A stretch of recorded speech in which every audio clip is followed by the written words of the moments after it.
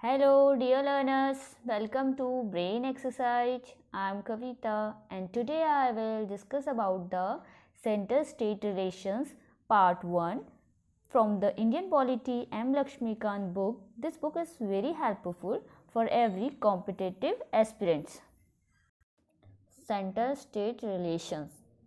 India के constitution में जो है वो फेडरल सिस्टम को अडॉप्ट किया हुआ है और सारी पावर्स को विधायिका, कार्यपालक और वित्तीय केंद्र एवं राज्यों के मध्य में डिवाइड किया गया है, बट जो न्यायिक शक्तियाँ का बंटवारा जो है वो नहीं किया गया है। कॉन्स्टिट्यूशन में एकल न्यायिक व्यवस्था की स्थापना की गई है जो केंद्रीय कानूनों की तरह ही राज्य कानूनों को लागू करती है, बट केंद्र एवं राज्य अपने अपने क्षेत्र में प्रमुख हैं। तथापि संघीय तंत्र के प्रभावी कार्यान्वयन को सुनिश्चित करने के लिए इनके मध्य अधिकतम सहभागिता एवं सहकारिता आवश्यक है। इस तरह कॉन्स्टिट्यूशन ने केंद्र राज्य संबंधों को लेकर विभिन्न मुद्दों पर व्यवस्थाएं स्थापित की हैं। सेंटर एंड स्टेट के संबंधों का जो अध्ययन है वो 3 दृष्टिकोणों से किया जा सकता है। पहला है लेजिस्लेटिव रिलेशंस, सेकंड है एडमिनिस्ट्रेटिव रिलेशन एंड थर्ड है फाइनेंशियल रिलेशन। इसमें सबसे पहले है लेजिस्लेटिव रिलेशंस। कॉन्स्टिट्यूशन के पार्ट 11 में आर्टिकल 245 टू 255 तक सेंटर एंड स्टेट्स के लेजिस्लेटिव रिलेशंस की चर्चा की गई है। इसके अतिरिक्त कुछ अन्य आर्टिकल भी इस विषय से रिलेटेड हैं। किसी अन्य संघीय संविधान की तरह इंडियन कॉन्स्टिट्यूशन भी केंद्र एवं राज्यों के बीच उनके क्षेत्र के हिसाब से विधायी शक्तियों का बंटवारा करता है। इसके अतिरिक्त संविधान 5 असाधारण परिस्थितियों के अंतर्गत राज्य क्षेत्र में संसदीय विधान सहित कुछ मामलों में राज्य विधानमंडल पर केंद्र के नियंत्रण की व्यवस्था करता है। इस तरह केंद्र राज्य विधायी संबंधों के मामले में 4 स्थितियां हैं। पहला है territorial extent of central and state legislature, it's mean केंद्र और राज्य विधान के सीमांत क्षेत्र। सेकेंड है distribution of legislative subjects, it's mean विधायी विषयों का बंटवारा।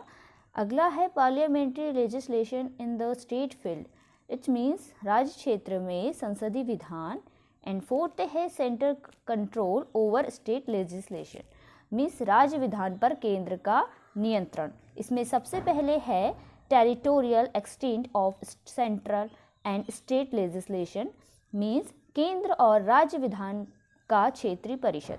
कॉन्स्टिट्यूशन ने सेंटर एंड स्टेट को प्रदत्त शक्तियों के संबंध से स्थानीय सीमाओं को लेकर विधायी संबंधों की निम्नलिखित तरीके से परिभाषित किया है। संसद पूरे भारत या इसके किसी भी क्षेत्र के लिए कानून बना सकती है। भारत क्षेत्र में राज्य शामिल है, केंद्र शासित राज्य और किसी अन्य क्षेत्र को भारत के क्षेत्र में माना जाता है। राज्य विधानमंडल पूरे राज्य या राज्य के किसी क्षेत्र के लिए कानून बना सकता है। राज्य विधानमंडल द्वारा निर्मित कानून को राज्य के बाहर के क्षेत्रों में लागू नहीं किया जा सकता है, सिवाय तब जब राज्य और वस्तु में संबंध पर्याप्त हो। नेक्स्ट है केवल संसद अकेले अतिरिक्त क्षेत्रीय विधान बना सकती है। इस तरह संसद का कानून भारतीय नागरिक एवं उनकी विश्व में कहीं भी संपत्ति पर लागू होता है। यद्यपि कॉन्स्टिट्यूशन ने क्षेत्रीय न्याय क्षेत्र के मामले पर पार्लियामेंट पर कुछ रिस्ट्रिक्शन भी लगाए हैं। अदर वर्ड्स में कहें तो पार्लियामेंट के कानून निम्नलिखित क्षेत्रों में लागू नहीं होंगे। पहला है राष्ट्रपति 4 केंद्र शासित क्षेत्रों में शांति, उन्नति एवं अच्छी सरकार के लिए नियम बना सकते हैं। ये हैं अंडमान एंड निकोबार द्वीप समूह, लक्षद्वीप, दादर एवं नागर हवेली और दमन और दीव। इस प्रकार बनाया गया विनियम संसद के किसी अधिनियम के समान ही प्रयोज्य और प्रभावी होगा। इन संघ शासित प्रदेशों के संबंध में इसे संसद के किसी अधिनियम को निरसित या संशोधित करने का भी अधिकार है। इसमें सेकंड है राज्यपाल को इस बात की शक्ति प्राप्त है कि वो पार्लियामेंट के किसी विधेयक को सूचीबद्ध क्षेत्र पर लागू ना करे या उससे में कुछ विशेष संशोधन कर लागू करे। थर्ड है असम का राज्यपाल संसद के किसी विधेयक को जनजाति क्षेत्र में प्रयोज्य न या कुछ विशिष्ट परिवर्तनों के साथ लागू कर सकता है। जो प्रेसिडेंट है को भी इस तरह की शक्तियां जनजातीय क्षेत्रों मेघालय, त्रिपुरा एंड मिजोरम के लिए प्राप्त हैं। नेक्स्ट है distribution of legislative subject, means विधायी विषयों का बंटवारा। कॉन्स्टिट्यूशन ने 7 शेड्यूल में सेंटर एंड स्टेट के बीच विधायी विषयों के संबंध में त्रिस्तरीय व्यवस्था की है। इसमें सबसे पहले जो फर्स्ट लिस्ट में आता है वो यूनियन लिस्ट है। इस समय इसमें 100 सब्जेक्ट हैं और ओरिजिनली इसमें 97 थे, जैसे रक्षा, बैंकिंग, विदेश मामले, मुद्रा, आणविक ऊर्जा, बीमा, संचार केंद्र राज्य व्यापार एवं वाणिज्य, जनगणना, लेखा परीक्षा आदि। सेकेंड लिस्ट में आता है जो है हमारी वो है स्टेट लिस्ट। इसमें क्या है, ओरिजिनली 66 सब्जेक्ट थे बट प्रेजेंट में 61 हैं, जैसे सार्वजनिक व्यवस्था, पुलिस, जन स्वास्थ्य एवं सफाई, कृषि, जेल, स्थानीय शासन, मत्स्य पालन, बजर आदि। नेक्स्ट है जो हमारी थर्ड लिस्ट है वो है कंकरेंट लिस्ट। इसे संवर्ती सूची भी कहा जाता है। संवर्ती सूची के संबंध में संसद एवं राज्य विधानमंडल दोनों कानून बना सकते हैं। इस सूची में इस समय 52 विषय हैं और ओरिजिनली इसमें 47 थे, जैसे आपराधिक कानून, प्रक्रिया, सिविल प्रक्रिया, विवाह एवं तलाक, जनसंख्या नियंत्रण एंड फैमिली प्लानिंग, बिजली, श्रम कल्याण, आर्थिक एवं सामाजिक योजना, दवा, अखबार, पुस्तक एवं छापा प्रेस एवं अन्य। 42 कॉन्स्टिट्यूशनल अमेंडमेंट एक्ट 1976 के तहत 5 विषयों को राज्य सूची से संवर्ती सूची में सम्मिलित किया गया है। वो है शिक्षा, दूसरा है नाप एंड तोल, वन्य जीवों एवं पक्षियों का संरक्षण, न्याय का प्रशासन, उच्चतम एवं उच्च न्यायालय के अतिरिक्त सभी न्यायालय का गठन। अविष्ट सूची से संबंध विषय, वे विषय जो तीनों सूची में सम्मिलित नहीं होते पर विधान बनाने का अधिकार संसद को है। इस अवशिष्ट शक्ति में अवशिष्ट करों के आरोपण के संबंध में विधान बनाने की शक्ति भी शामिल है। इस तरह स्पष्ट है कि विधायी एकता के लिए आवश्यक राष्ट्रीय महत्व के ऐसे मामलों को संघ सूची में शामिल किया गया। क्षेत्रीय एवं स्थायी महत्व एवं विधिवत्ता वाले विषयों को राज्य सूची में रखा गया है। जिन विषयों पर संपूर्ण देश में विधायिका की एकरूपता वांछनीय है परंतु अनिवार्य नहीं है, उन्हें कंकरेंट लिस्ट में रखा गया। इस तरह संविधान अनेकता में एकता की अनुमति देता है। अमेरिका में संघीय सरकार की शक्तियां संविधान में निहित हैं तथा अवशिष्ट शक्तियां राज्यों को प्रदान कर दी गई हैं। ऑस्ट्रेलिया संविधान में भी अमेरिका की तरह शक्तियों के एकल वर्णन की प्रकृति को अपनाया गया है। कनाडा में शक्तियों के आवंटन की दोहरी प्रकृति है, अर्थात संघीय और प्रांतीय तथा अवशिष्ट शक्तियां केंद्र में निहित हैं। भारत सरकार अधिनियम 1935 त्रिस्तरीय महत्व के मामलों की व्यवस्था करता है, अर्थात संघीय, प्रांतीय एवं संवर्ती।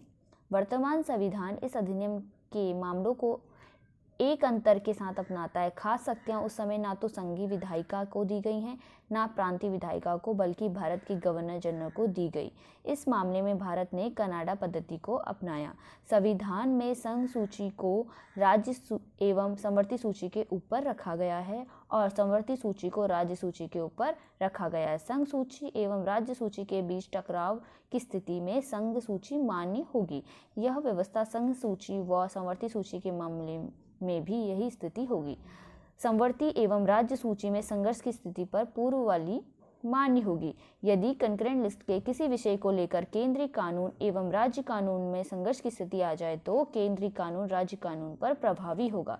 लेकिन इसमें एक अपवाद भी है। यदि राज्यों द्वारा बनाया गया कानून राष्ट्रपति की सिफारिश के लिए सुरक्षित है और उसे राष्ट्रपति की सहमति मिल जाती है तो राज्य का कानून प्रभावी होगा, लेकिन संसद भी इस पर कानून बना सकती है। अब थर्ड में हम आते हैं, ये है parliamentary legislation in the state field, means राज्य क्षेत्र में संसदीय विधान। सेंटर एंड स्टेट के बीच बंटवारे की उक्त व्यवस्था सामान्य काल में विधायी शक्तियों के बंटवारे के लिए होती है, लेकिन असामान्य काल में बंटवारे की योजना या तो सुधारी जाती है या स्थगित कर दी जाती है। अदर वर्ड्स में कहें तो कॉन्स्टिट्यूशन पार्लियामेंट को यह शक्ति प्रदान करता है कि राज्य सूची के तहत निम्नलिखित 5 असाधारण परिस्थितियों में कानून बनाए। पहला है when Rajya Sabha passed a resolution, जब राज्यसभा एक प्रस्ताव पारित कर दे। यदि राज्यसभा यह घोषणा कर दे कि राष्ट्र हित में यह आवश्यक है कि पार्लियामेंट को स्टेट लिस्ट के मामले में कानून बनाना चाहिए, तब संसद इस मसले पर कानून बनाने के लिए सक्षम हो जाएगी। इस तरह के किसी प्रस्ताव को उपस्थित सदस्यों में 2/3 का समर्थन मिलना चाहिए। यह प्रस्ताव 1 वर्ष तक प्रभावी रहेगा। इस आगे असंख्य बार बढ़ाया जा सकता है, परंतु इसे एक बार में 1 वर्ष से अधिक के लिए नहीं बढ़ाया जा सकता। यह व्यवस्था राज्य विधानमंडल को समान मुद्दे पर कानून बनाने से नहीं रोकती है, लेकिन राज्य कानून एवं संसदीय कानून के बीच असहमति के मामले पर बाद की व्यवस्था मान्य होगी। सेकंड है ड्यूरिंग अ नेशनल इमरजेंसी। राष्ट्रीय आपातकाल के दौरान यदि आपातकाल प्रभावी हो जाए तो संसद राज्य सूची के मामलों की शक्तियां अधिकृत कर लेती है। आपातकाल समाप्त होने के 6 माह बाद तक यह व्यवस्था प्रभावी रहेगी। यह भी राज्य विधानमंडल की समान मुद्दों पर कानून बनाने की शक्ति प्रतिबंधित नहीं होती है, लेकिन इसमें भी टकराव की स्थिति में संसदीय कानून हावी रहता है। इसमें ही थर्ड है when states make a request. राज्यों के अनुरोध की अवस्था में जब 2 या 2 से अधिक स्टेट्स के विधानमंडल प्रस्ताव पारित कर दें कि राज्य सूची के मसले पर कानून बनाया जाए, तब पार्लियामेंट उस मामले के संबंध में कानून बना सकती है। यह कानून उन्हीं राज्यों पर प्रभावी होगा जिन्होंने इसे बनाने के संबंध में प्रस्ताव पारित किया है। यद्यपि बाद में कोई राज्य इस संबंध में विधानमंडल में पारित प्रस्ताव के माध्यम से इसे लागू कर सकता है। इस तरह के कानून का संशोधन या इस पर पुनर्विचार संसद ही कर सकती है, न कि संबंधित राज्य। उक्त प्रावधान के तहत संसद उन मामलों पर भी कानून बना सकती है जिन पर उसे सीधे शक्ति प्रदत्त नहीं की गई है। दूसरी ओर ऐसे मामलों में राज्य विधानमंडल की कानून बनाने की शक्ति समाप्त हो जाती है। राज्यों द्वारा इस प्रकार का प्रस्ताव पारित करने का अभिप्राय यह है कि उन्होंने अपने विधान निर्माण की शक्ति को स्थगित या समर्पित कर दिया है तथा सभी कुछ पार्लियामेंट के हाथों में सौंप दिया है। उक्त व्यवस्था के तहत पारित कानून के कुछ उदाहरण इस प्रकार हैं। पहला है पुरस्कार प्रतियोगिता अधिनियम 1955, दूसरा है वन्य जीव संरक्षण अधिनियम 1972, तीसरा है जल प्रदूषण नियंत्रण एवं निवारण अधिनियम 1974, अगला है नगर भूमि अधिकतम सीमा और विनियमन अधिनियम 1976 एंड लास्ट है मानव अंग प्रतिरोपण अधिनियम 1994। अगला है टू इम्प्लीमेंट इंटरनेशनल एग्रीमेंट्स। संसद राज्य सूची के किसी मामले में अंतर्राष्ट्रीय संधि या समझौते के लिए कानून बना सकती है। यह व्यवस्था केंद्र को अपने अंतर्राष्ट्रीय दायित्व और प्रतिबद्धता को पूरे करने के लिए योग्य बनाती है। उक्त व्यवस्था के तहत बनाए गए कुछ कानूनों के उदाहरण हैं, जैसे इसमें पहला है संयुक्त राष्ट्र सुविधा एवं प्रतिरक्षा अधिनियम 1947, जेनेवा समझौता अधिनियम 1960, अपहरण के खिलाफ अधिनियम 1982 एंड पर्यावरण से संबंधित विधान और ट्रिप्स। इसमें अगला है ड्यूरिंग प्रेसिडेंट रूल। जब स्टेट्स में राष्ट्रपति शासन लागू हो जाता है तो पार्लियामेंट को संबंधित राज्य के लिए स्टेट लिस्ट पर कानून बनाने की शक्ति प्राप्त हो जाती है। प्रेसिडेंट शासन के उपरांत भी संसद द्वारा बनाया गया कानून प्रभावी रहता है। इसका अर्थ यह है कि इस कानून के प्रभावी होने की अवधि राष्ट्रपति शासन की अवधि से स्वतंत्र है, परंतु ऐसे कानून को राज्य विधानमंडल द्वारा निरसित या परिवर्तित या पुनः लागू किया जा सकता है। इसके बाद लास्ट एंड फोर्थ है centres control over state legislation, means राज्य विधानमंडल पर केंद्र का नियंत्रण। अपवादजनक परिस्थितियों में स्टेट लिस्ट पर संसद क्या है, सीधे विधान के अतिरिक्त संविधान केंद्र को राज्य सूची पर नियंत्रण के लिए निम्नलिखित मामलों में शक्तिशाली बनाता है। पहला है गवर्नर कुछ प्रकार के विधेयकों को राष्ट्रपति की संस्तुति के लिए सुरक्षित रख सकता है। राष्ट्रपति को उन पर विशेष वीटो की शक्ति प्राप्त है। दूसरा है स्टेट लिस्ट से रिलेटेड कुछ मामलों पर विधेयक सिर्फ राष्ट्रपति की पूर्व सहमति पर ही लाया जा सकता है। एग्जाम्पल के लिए व्यापार और वाणिज्य की स्वतंत्रता पर प्रतिबंध लगाने संबंधी जो बिल्स होते हैं वे। थर्ड है राष्ट्रपति राज्य विधानमंडल द्वारा पारित धन या वित्त विधेयक को वित्तीय आपातकाल के दौरान सुरक्षित रखने का निर्देश दे सकता है। उक्त प्रावधानों से स्पष्ट होता है कि संविधान ने विधायी विषयों पर कानून बनाने के मामले में केंद्र की स्थिति ज़्यादा शक्तिशाली रखी है। इस संबंध में सहकारिता आयोग 1983-87 ने यह पाया कि संघीय सर्वोच्चता केंद्र एवं राज्यों के कानूनों के मध्य तनाव एवं टकरावों को समाप्त करने एवं सौहार्दपूर्ण संबंध विकसित करने की एक शक्ति है। यदि केंद्र की सर्वोच्चता की इस स्थिति को समाप्त किया गया तो इसके नकारात्मक प्रभावों का अनुमान भी नहीं लगाया जा सकता। हमारी द्वैध राजनीतिक व्यवस्था में हस्तक्षेप, विधिक अड़चनें, भ्रांतियां इत्यादि जैसे अनेकानेक कारक हैं जो अंतोगत्वा नागरिकों के हितों को प्रभावित कर सकते हैं। एकीकृत विधायी नीति एवं एकरूपता सामान्य केंद्र राज्य संबंधों के आधारभूत मुद्दे हैं। इससे ही हमारी अनेकता में एकता की पहचान अक्षुण्ण नहीं रह सकती है। इस प्रकार संघीय सर्वोच्चता की यह नीति संघीय व्यवस्था के प्रभावी एवं निर्बाध संचालन हेतु अति आवश्यक है। अभी हमने देखा कि सेंटर स्टेट रिलेशन का लेजिस्लेटिव रिलेशन। अब हम देखेंगे इसका जो अगला रिलेशन है वो है एडमिनिस्ट्रेटिव रिलेशन, जो कॉन्स्टिट्यूशन के पार्ट 11 में आर्टिकल 256 से 263 तक सेंटर एंड स्टेट के बीच एडमिनिस्ट्रेटिव रिलेशंस की व्याख्या इसमें की गई है। इसी मुद्दे पर अन्य अनुच्छेद भी हैं। इसमें सबसे पहले है distribution of executive powers, it means कार्यकारी शक्तियों का बंटवारा। सेंटर एंड स्टेट्स के बीच कुछ मामलों को छोड़कर विधायी व कार्यकारी शक्तियों का बंटवारा किया गया है। इस प्रकार सेंटर की कार्यपालक शक्तियां पूरे भारत में विस्तृत हैं उस मामले में जिसमें पार्लियामेंट को विशेष विधायी शक्तियां प्राप्त हैं, अर्थात यूनियन लिस्ट के सब्जेक्ट किसी संधि या समझौते के तहत अधिकार, प्राधिकरण और न्याय क्षेत्र का कार्य। इस तरह राज्य की कार्यपालक शक्तियां राज्य की सीमाओं तक विस्तृत हैं, अर्थात स्टेट लिस्ट के सब्जेक्ट तक। वे विषय जिन पर सेंटर एंड स्टेट दोनों का विधान निर्माण की शक्तियां हैं प्राप्त हैं वो कौन सी लिस्ट है? कंकरेंट लिस्ट है। उनमें कार्यकारी शक्तियां राज्यों में निहित होती हैं सिवाय जब कोई संवैधानिक उपबंध या संसदीय विधि उसे विशिष्ट केंद्र को प्रदत्त करे। इस प्रकार कंकरेंट लिस्ट के जो सब्जेक्ट हैं वो संबंधी कोई नियम यद्यपि संसद द्वारा निर्मित किया गया हो परंतु उसे राज्य द्वारा कार्य निष्पादित किया जाता है सिवाय जब संविधान या संसद अन्यथा निर्देशित करे। नेक्स्ट है responsibilities of the centre and states, means राज्य एवं केंद्र के दायित्व।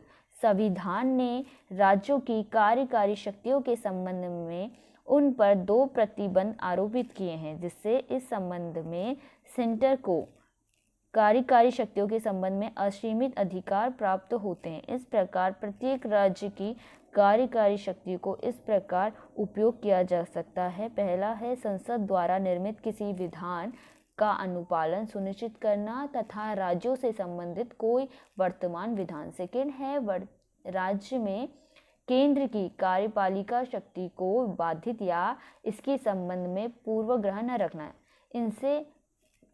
इनमें से पहला जहां राज्यों पर साधारण दायित्व वही दूसरे राज्यों पर विशेष की केंद्र की कार्यपालिका शक्ति को बाधितन करे।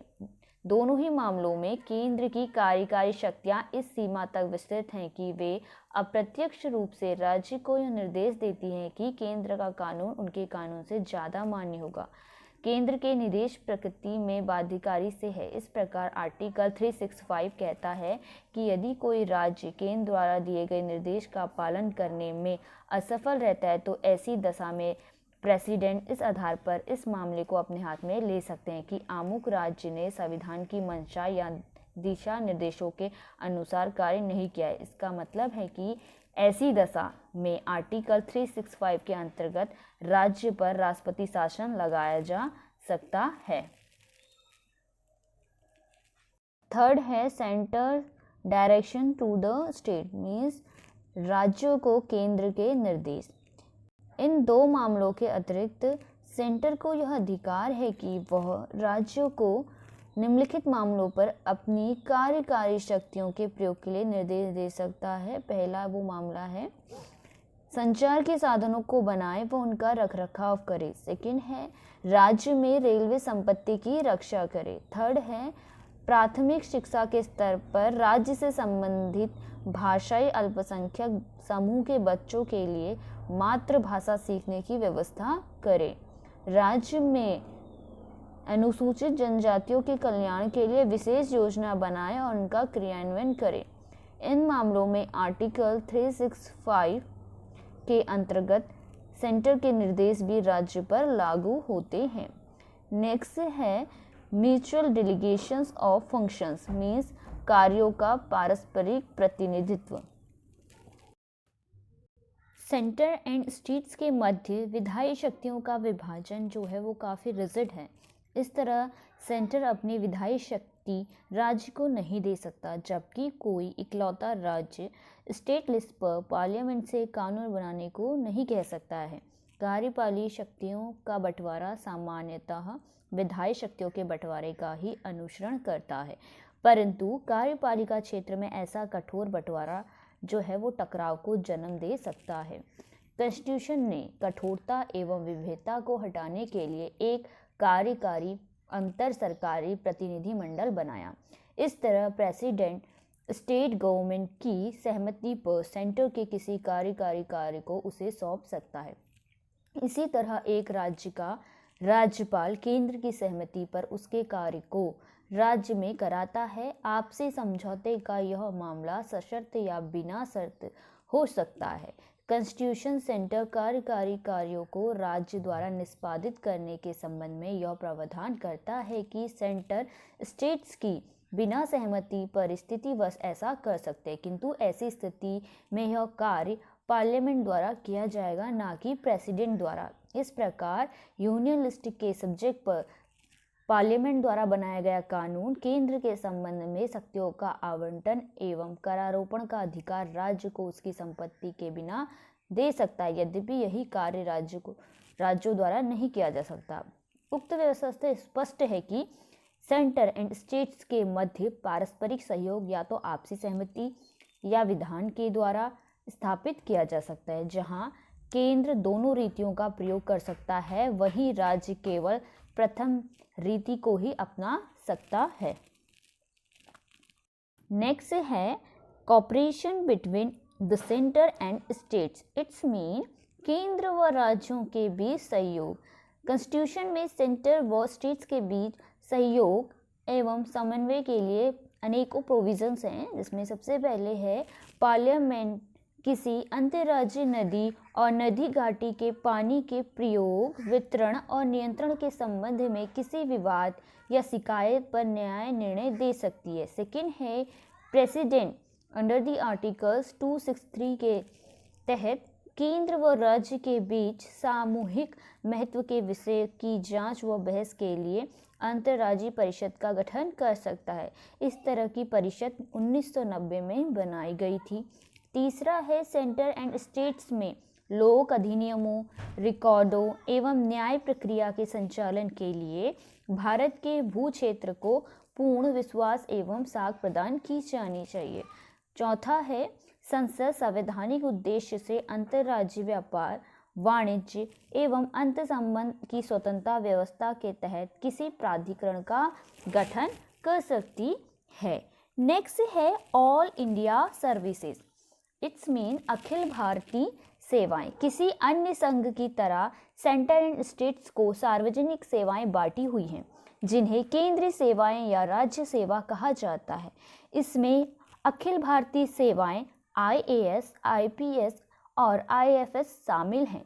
इन सेवाओं के अधिकारी केंद्र और राज्यों के अंतर्गत उच्च पदों पर अपनी सेवाएं क्या करते हैं, प्रदान करते हैं, परंतु इनकी नियुक्ति और प्रशिक्षण जो होता है, ट्रेनिंग मीन्स, वो केंद्र द्वारा किया जाता है। इन सेवाओं को केंद्र एवं राज्यों द्वारा संयुक्त रूप से नियंत्रित किया जाता है। इन पर पूर्ण नियंत्रण केंद्र सरकार का एवं तत्कालीन नियंत्रण जो है वो स्टेट गवर्नमेंट का रहता है। इन्हें 1947 में भारतीय सिविल सेवा जैसे ICS के स्थान पर IAS और IP के स्थान पर IPS नाम दिया गया है, जिसे संविधान में ऑल इंडिया सर्विसेज के रूप में मान्यता दी गई है। 1966 में भारतीय वन सेवा जिसे IFS को तीसरी अखिल भारतीय सेवा बनाया गया है। कॉन्स्टिट्यूशन का आर्टिकल 312 पार्लियामेंट को राज्यसभा के प्रस्ताव के आधार पर नई अखिल भारतीय सेवा के गठन का अधिकार प्रदान करता है। इन तीनों अखिल भारतीय सेवाओं में से प्रत्येक का आवंटन राज्यों की आवश्यकता अनुसार किया जाता है तथा इनमें से प्रत्येक में समान स्तर के अधिकार होते हैं और उन्हें समान वेतन प्रदान किया जाता है। यद्यपि ऑल इंडिया सर्विसेज राज्य की स्वायत्तता और संरक्षण को सीमित कर संविधान के संघीय सिद्धांत का उल्लंघन करती है। इन सेवाओं का समर्थन निम्नलिखित आधार पर किया जा सकता है। पहला है सेंटर एंड स्टेट्स में उच्च स्तरीय प्रशासन के रखरखाव में। सेकेंड है पूरे देश में प्रशासनिक एकीकरण व्यवस्था सुनिश्चित करने में। एंड थर्ड है सेंटर एंड स्टेट्स के सामूहिक हितों के संबंध में सहयोग एवं संयुक्त कार्यों में। कॉन्स्टिट्यूट असेंबली में ऑल इंडिया सर्विसेज को उचित बताते हुए डॉक्टर अंबेडकर ने कहा था कि संघीय व्यवस्था में द्वैध नीति को सभी संघीय व्यवस्थाओं में अपनाया गया है। सभी संघीय व्यवस्थाओं में संघीय सिविल सेवा एवं प्रांतीय सिविल सेवाएं पाई जाती हैं। भारतीय संघ में द्वैध नीति तथा दो प्रकार की सेवाएं होंगी, किंतु इसका एक अपवाद भी होगा। यह पाया गया कि प्रत्येक देश में प्रशासन में कुछ विशेष पद प्रशासन के स्तर को बनाए रखने के लिए रणनीतिक पद कहे जाते हैं। निसंदेह प्रशासन का स्तर इन रणनीतिक पदों पर नियुक्त किए जाने वाले लोक सेवकों की दक्षता पर निर्भर करता है। संविधान ने भी बिना किसी भेदभाव के राज्यों को यह अधिकार दिया है कि वे अपनी लोक सेवाओं का गठन करें। अखिल भारतीय सेवा हेतु अखिल भारतीय स्तर पर इनका आयोजन किया जाए। इसके द्वारा चयनित प्रशासकों हेतु अखिल भारतीय सेवाओं के समान वेतन भत्ते हों तथा इन्हें रणनीतिक या मुख्य पदों पर नियुक्ति के समान अवसर होने चाहिए। नेक्स्ट है पब्लिक सर्विस कमीशंस। लोक सेवा आयोग के क्षेत्र में केंद्र राज्य संबंध निम्नवत हैं। पहला है राज्य लोक सेवा आयोग के जो अध्यक्ष व सदस्यों की जो नियुक्ति होती है, यद्यपि वो कौन करता है, गवर्नर करता है, लेकिन उन्हें सिर्फ प्रेसिडेंट द्वारा ही हटाया जा सकता है। सेकंड है पार्लियामेंट संयुक्त राज्य लोक सेवा आयोग का गठन संबंधित विधानमंडलों के अनुरोध पर कर सकती है। इसके अध्यक्ष और सदस्यों की नियुक्ति सिर्फ राष्ट्रपति द्वारा की जाती है, ना कि वहाँ के गवर्नर्स द्वारा। थर्ड है गवर्नर्स के अनुरोध एवं राष्ट्रपति की मंजूरी के बाद संघ लोक सेवा आयोग राज्य की आवश्यकता अनुसार कार्य कर सकता है। एंड लास्ट है संघ लोक सेवा आयोग योजनाओं के क्रियान्वयन, संयुक्त भर्ती आदि पर राज्यों की सहायता दो या अधिक राज्यों के अनुरोध पर करता है। नेक्स्ट है इंटीग्रेटेड जुडिशियल सिस्टम मीन्स एकीकृत न्याय व्यवस्था। यद्यपि भारत में दोहरी राजनीतिक व्यवस्था अपनाई गई है, तथापि न्याय के प्रशासन में द्वैध नीति नहीं है। दूसरी ओर कॉन्स्टिट्यूशन ने एकीकृत न्याय व्यवस्था की स्थापना की है। इसमें सुप्रीम कोर्ट सर्वोच्च स्तर पर एवं हाई कोर्ट इसके नीचे है। यह एकल व्यवस्था ही केंद्र एवं राज्य दोनों के विधानों का अनुपालन सुनिश्चित करती है। यह व्यवस्था पारस्परिक टकराव एवं भ्रांति को समाप्त करने हेतु अपनाई गई है। हाई कोर्ट के न्यायाधीशों की नियुक्ति प्रेसिडेंट द्वारा सर्वोच्च न्यायालय के मुख्य न्यायाधीश एवं संबंधित राज्य के राज्यपालों के परामर्श से की जाती है। इन्हें प्रेसिडेंट द्वारा स्थानांतरित किया जा सकता है एवं पद से हटाया भी जा सकता है। पार्लियामेंट विधान बनाकर दो या दो से अधिक राज्यों के लिए एक ही हाई कोर्ट की स्थापना कर सकती है। एग्जाम्पल महाराष्ट्र एंड गोवा या पंजाब एवं हरियाणा का एक ही उच्च न्यायालय है। नेक्स्ट है रिलेशंस ड्यूरिंग इमरजेंसीज मीन्स आपातकालीन अवधि में संबंध। राष्ट्रीय आपातकाल के समय आर्टिकल 352 के अंतर्गत केंद्र को इस बात का अधिकार प्राप्त हो जाता है कि वह किसी भी विषय पर राज्य या राज्यों को निर्देशित कर सकता है। इस प्रकार इस स्थिति में राज्य पूर्णतः केंद्र के नियंत्रणाधीन हो जाते हैं, यद्यपि उन्हें निलंबित नहीं किया जा सकता है। सेकंड है जब राज्य में राष्ट्रपति शासन अंडर द आर्टिकल 356 लागू किया जाता है तो राज्य के कार्यकारी विषयों के संबंध में राष्ट्रपति स्वयं निर्देश दे सकता है। इस स्थिति में राज्य या राज्यपाल या अन्य कार्यकारी प्राधिकारी की समस्त शक्तियां राष्ट्रपति ग्रहण कर सकता है। तीसरा आपातकाल होता है वित्तीय आपातकाल। इस आपातकाल की स्थिति में अंडर द आर्टिकल 368 केंद्र वित्तीय परिसंपत्तियों के अधिग्रहण हेतु राज्य को निर्देशित कर सकता है तथा राष्ट्रपति राज्य में कार्यकारी सरकारी कर्मचारियों एवं हाई कोर्ट के न्यायाधीशों के वेतन में कटौती करने का आदेश दे सकते हैं। नेक्स्ट है अदर प्रोविजन मीन्स अन्य उपबंध। संविधान राज्य के प्रशासन पर केंद्र के नियंत्रण को लेकर निम्नलिखित अन्य उपबंध करता है। इसमें सबसे पहले है आर्टिकल 355 सेंटर पर 2 कर्तव्यों को लागू करता है। पहला है बाह्य आक्रमण एवं आंतरिक अशांति से प्रत्येक राज्य की संरक्षा करे और सेकंड है यह सुनिश्चित करना कि प्रत्येक राज्य की सरकार संविधान की व्यवस्थाओं के अनुरूप कार्य कर रही है या नहीं, वो चेक करता है। नेक्स्ट है राज्य के राज्यपालों को राष्ट्रपति द्वारा नियुक्त किया जाता है। उसका कार्यकाल राष्ट्रपति की दया पर निर्भर करता है। राज्य का संवैधानिक अध्यक्ष होने के अतिरिक्त राज्यपाल केंद्र के एजेंट के रूप में कार्य करता है। वह राज्य के प्रशासनिक मामलों की रिपोर्ट समय समय पर सेंटर को देता है। नेक्स्ट है राज्य निर्वाचन आयुक्त की नियुक्ति यद्यपि राज्यपाल द्वारा की जाती है लेकिन उसे राष्ट्रपति द्वारा ही हटाया जा सकता है। नेक्स्ट है कॉन्स्टिट्यूशनल डिवाइसेस मीन्स संविधान उत्तर युक्तियां। उपरोक्त वर्णित संवैधानिक युक्तियों के अतिरिक्त सेंटर एंड स्टेट्स के मध्य सहयोग एवं समन्वय हेतु कई अन्य संविधानोत्तर युक्तियां भी हैं। इसमें सबसे बड़ी संख्या में परामर्शदाती निकाय एवं केंद्र के स्तर पर आयोजित सम्मेलन आदि शामिल हैं। अब नीति आयोग गैर संवैधानिक परामर्शदाती निकायों में शामिल है। योजना आयोग अब जो क्या है नीति आयोग बन चुका है।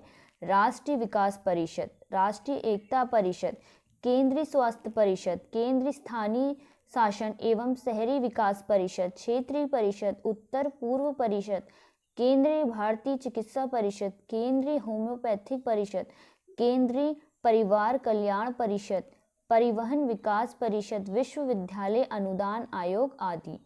केंद्र राज्य संबंधों के विकास हेतु या तो वार्षिक या आवश्यकता अनुसार विभिन्न विषयों पर विचार विमर्श किया जाता है। ये विषय इस प्रकार हैं। पहला है राज्यपालों का सम्मेलन जिसकी अध्यक्षता कौन करता है, राष्ट्रपति करता है। सेकंड है मुख्यमंत्रियों का सम्मेलन, इसकी अध्यक्षता कौन करता है, प्रधानमंत्री करता है। थर्ड है मुख्य सचिवों का सम्मेलन जिसकी अध्यक्षता कैबिनेट सचिव करता है। फोर्थ है पुलिस महानिदेशों का सम्मेलन। फिफ्थ है मुख्य न्यायाधीशों का सम्मेलन, इसकी अध्यक्षता सुप्रीम कोर्ट का मुख्य न्यायाधीश करता है। सिक्स्थ है कुलपतियों का सम्मेलन। सेवेंथ है गृह मंत्रियों का सम्मेलन, इसकी अध्यक्षता केंद्रीय गृह मंत्री करता है।